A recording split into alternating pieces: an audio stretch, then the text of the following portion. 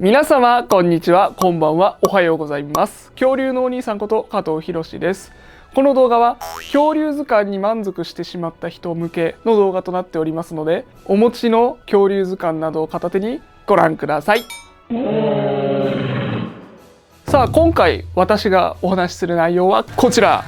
ジュラシックパークシリーズの古生物と実際の古生物は別の生き物、そして竜脚類の鼻の穴の位置の変化に注目。この2つとなります。それでは始めていきますよ。ジュラシックパークシリーズの古生物が実際の古生物に基づいて作られていることは本当ですが、実際の古生物そのものではないのです。びっくりする情報かもしれませんが、ジュラシックパーク、ジュラシックパーク3、ジュラシックワールドにおいても登場人物がパークの古生物たちはジュラシックパークを作った会社が元になった古生物だけではなくて様々な動物の遺伝子を混ぜて作ったという説明をするシーンがあります。ですので実際の古生物とジュラシックパークシリーズの古生物の姿形、そして大きさが違っていても当たり前なんですね。ですが古生物学がジュラシックパークシリーズに与えた影響もやはり絶大なのです。その例としてこちら、ジュラシックパーク、ジュラシックパーク3、ジュラシックワールド、炎の王国に登場した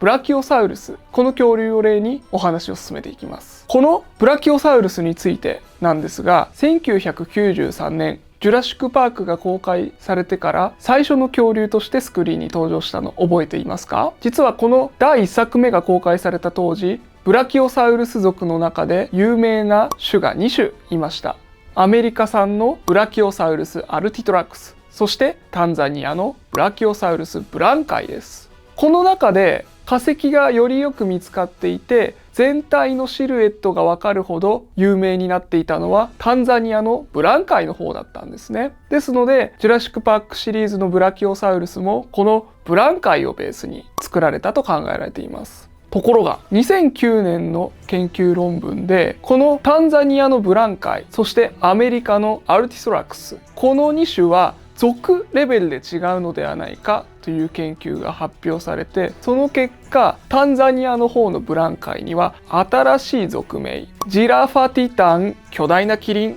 という意味ですが正式に命名されたんですね。さらに学名だけじゃありません。1998年のこちらの研究でブラキオサウルスアルティソラクスのものと考えられる頭骨も研究されたんです。これらの研究から照らし合わせるとジラファティタンとブラキオサウルスは頭の形もかなり違っていたと考えられているんですね。残念ながらブラキオサウルスの方についてはまだ頭の化石ちょっとしか見つかっていませんが、ジラファティタンブランカイをベースにしたジュラシックパークシリーズのブラキオサウルスと実際のアメリカの方ブラキオサウルスアルティソラクスを見比べると頭の形も割と違っていたと考えることができるんですよ。A はブラキオサウルスアルティソラクス、 B がジュラシックパークシリーズのモデルになったジラファティタンブランカイの頭骨になります。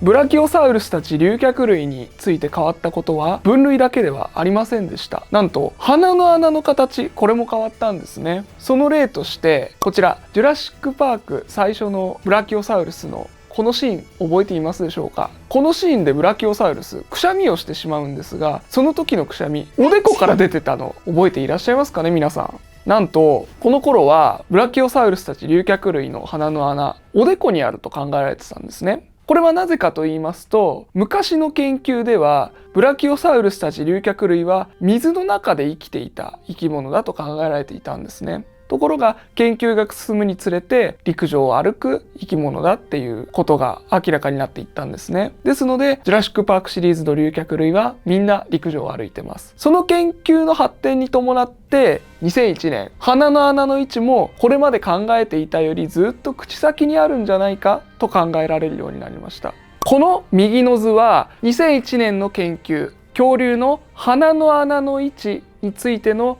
研究論文についた復元画でございます。もともとの骨の穴、これがおでこにあるんですけど、今生きている鳥類や爬虫類の鼻の穴の位置を調べてあげた結果、恐竜もこれまで考えられてたよりもっと鼻の穴が口先にあるんじゃないかと考えられるようになっていたんですね。その研究を反映したのがこちら、ジュラシックワールドのアパトサウルスでございます。このアパトサウルスはこの2001年の研究を踏まえて鼻の穴の位置がおでこではなくてもっと口先につくようになったんですね。こんな風に古生物学の研究発展がジュラシック・パークの面白さをさらに引き立たせる、こんなことも起きているわけなんです。